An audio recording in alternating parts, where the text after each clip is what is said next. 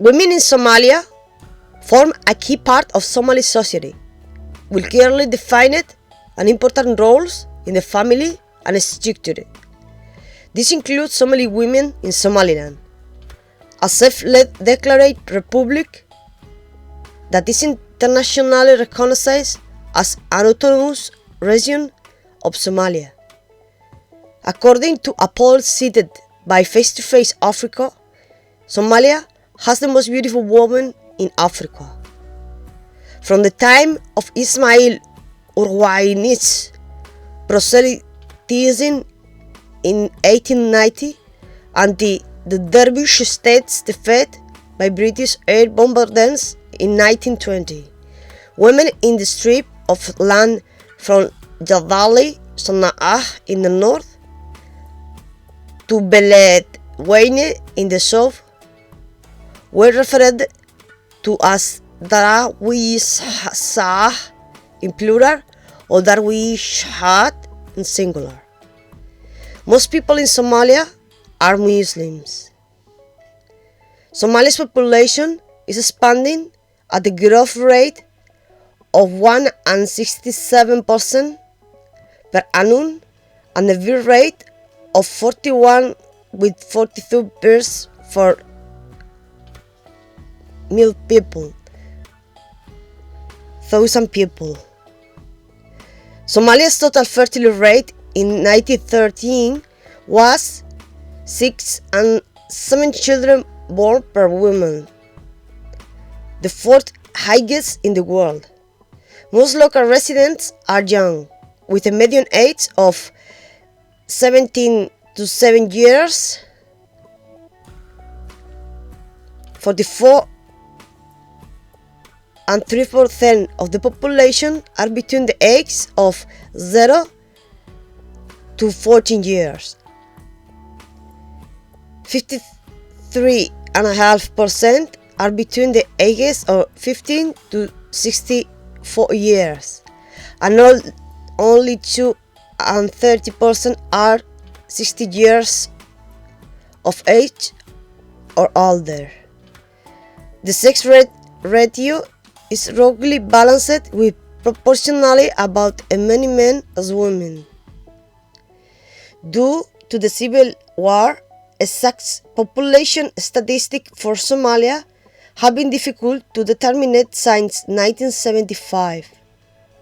According to the United Nations, roughly half the population of Somalia as of 2014 is female. By the late 9th century AD, almost all people living in Somalia have converted to Islam. The rights of women under the Quran include the right to life, education, ownership, and inheritance of property, as well as the right to give consent to be married and the right to a marriage contract with one's future husband. At the same time, Somali culture has traditionally operated as a patriarchy, where men made the majority of financial and family decisions and dominated the public sphere. After Somalia gained its independence from colonial powers in 1960, both men and women were given the right to vote. This led to increased participation of women in public life from the 1970s to the 1980s. Female school enrollment, women in the workplace, and women's participation in politics and the military all increased during the time. The family law of 1975 gave equal rights to women and men regarding marriage, divorce, and inheritance of property and restricted polygamy. President Siad Barre supported the establishment of the Somali Women's Democratic Organization, SWDO, in 1977, in memory of Hawo Tako, a female member of the anti-colonist Somali Youth League, who was killed by the Italian forces in 1948. The Barre regime established the SWDO and appointed its family leadership in order to maintain family compliance with the government. The clan groupings of the Somali people are important social units, and clan membership plays a central part in Somali culture and politics. Clans are patrilineal and are often divided into sub-clans, sometimes with many subdivisions. Somali society is traditionally entirely endogamous. Women who marry are expected to join their husband's family to end the ties of alliance. Marriage is often to another Somali from a different clan. For example, a 1994 study observed that in 89 marriages contracted by men of the Duhumba Hante clan,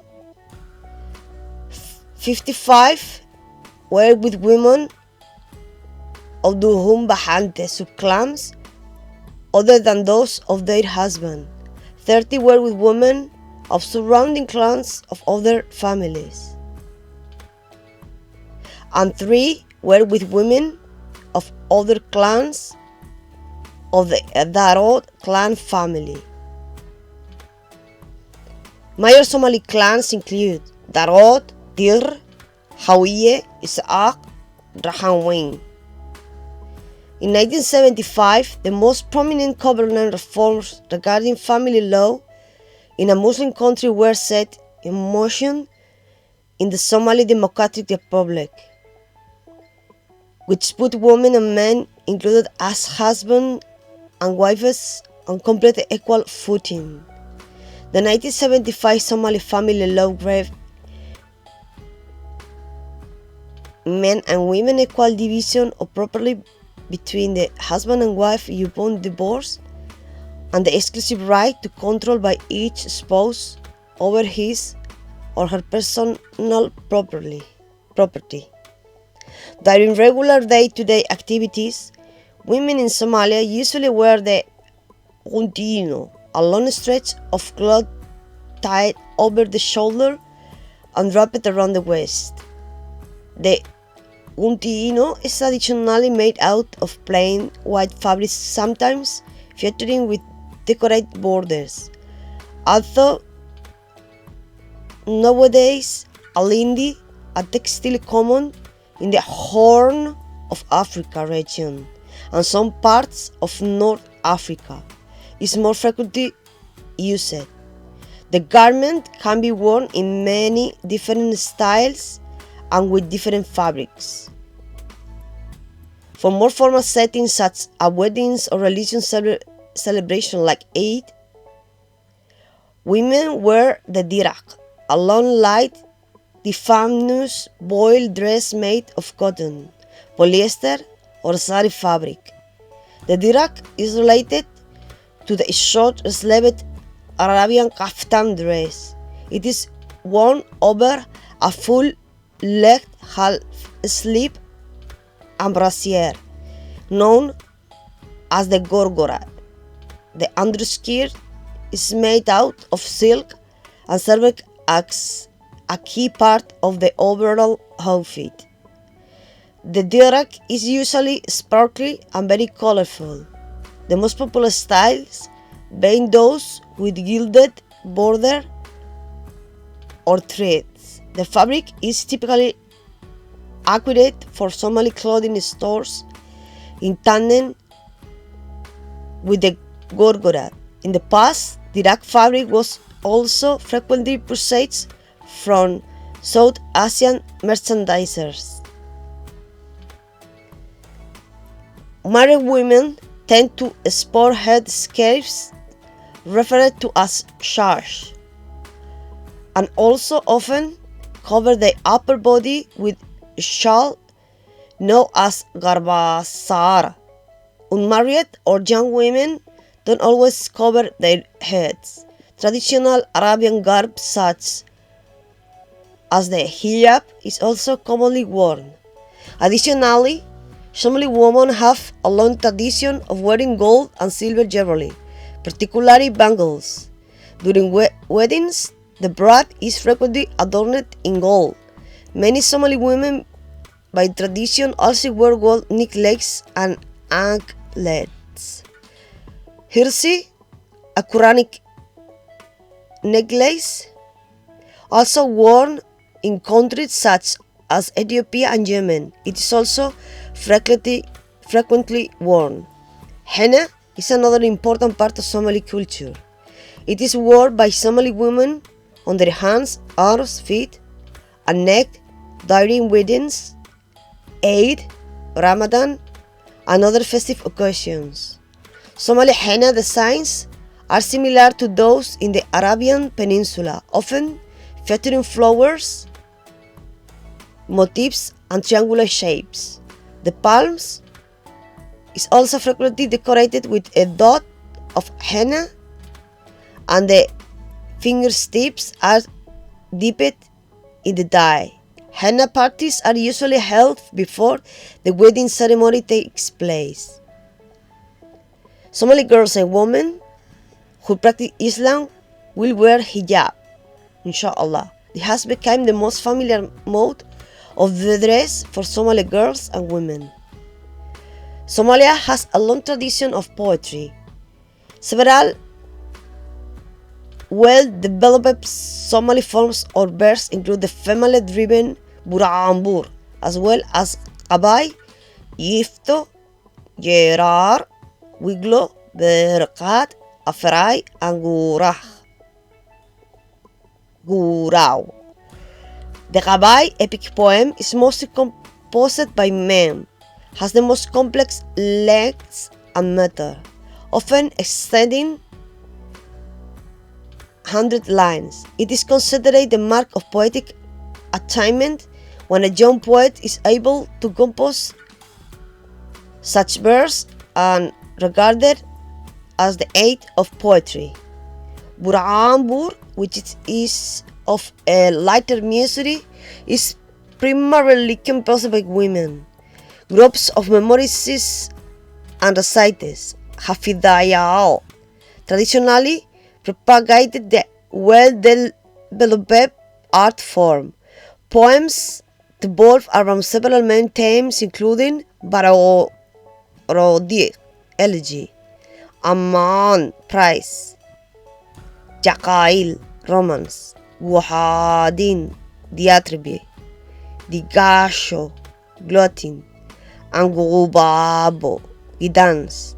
The Barodic is composed to commemorate the death of a prominent poet or figure.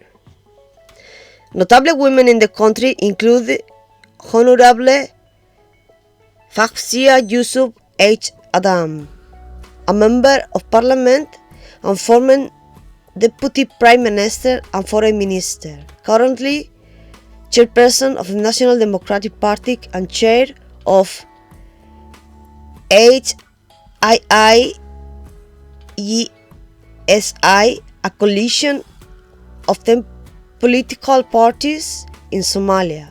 First female presidential candidate, Fadumo Dayib, Barnet Muslim Women's Network, a coalition, Hannah Ibrahim, former Federal Minister of Social Development, Mariam Qasim, former Foreign Minister of the Somaliland region, Edna Adan Ismail, and parliamentary consultant, Hodan Ahmed. Women in Somalia have lower levels of education and higher levels of infant mortality than in other countries in Africa. In urban areas, Somali women are more likely to be heads of households than in rural areas. About 97 and 9% of Somali's women and girls underwent female genital mutilation In a 2005 study, this was at the time the world's highest prevalence rate of the procedure. A UNICEF 2010 report reported that Somalia had the world's highest rate of type FGM, with 79% of Somali women having undergone the procedure. Another 15% of women underwent type FGM. The prevalence is on the decline in the northern part of Somalia in 2013. UNICEF, in conjunction with the Somali authorities, reported that the FGM prevalence rate among 1 to 14 years old girls in the autonomous northern Puntland and Somaliland region had dropped to 25% following a social and religious awareness campaign. Article 15 of the Federal Constitution, adopted in August 2012, prohibits family circumcision.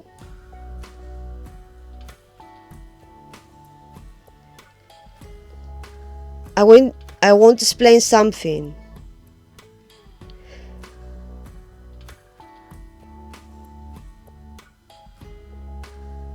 The circumcision, like mutilation, is not allowed in Islam. It's something cultural, even in the Christian camps on other countries, on other areas of Africa. That's it. Thank you very much.